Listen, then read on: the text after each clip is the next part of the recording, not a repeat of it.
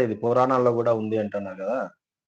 ఇప్పుడు అందరు దేవుళ్ళకి గూడా మనము తులసితో అందరు దేవుళ్ళకి విష్ణుమూర్తికి తులసంటేనే ఇష్టం. బ్రహ్మకి, అదేవిధంగా సరస్వతీదేవి, లక్ష్మీదేవి వీళ్ళకందరికీ గూడా తులసి ప్రీతికరం గదా!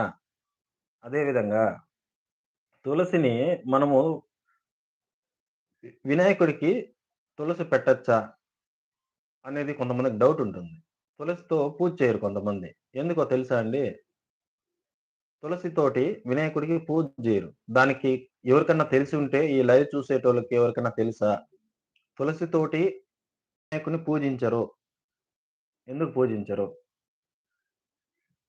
పూజిస్తారు. కానీ ఎందుకు పూజించరు? ఎప్పుడు పూజిస్తారు? వినాయకుడికి పూజిస్తే తులసితోటి వినాయకుడిని ఎప్పుడు పూజిస్తారు? మిగతా టయాల్లో ఎందుకు పూజించరు? అనేది ఎవరికన్నా తెలిసుంటే చెప్పండి. నేనైతే ఇలాగే వేరే నండూరి గారి శ్రీనివాస్ గారి చెప్పిన ఒక దీంట్లో చూసాను. ఎందుకు నేను గూడా అనుకున్నాను. తులసితోటి మనం ఎక్కువ వినాయకుడిని చాలా సార్లు చూసుంటాము. తులసితోటి వినాయకుడిని ఎక్కువ మనము పూజించిందే చూసింది లేదు. గరిక ఓకే. కానీ తులసి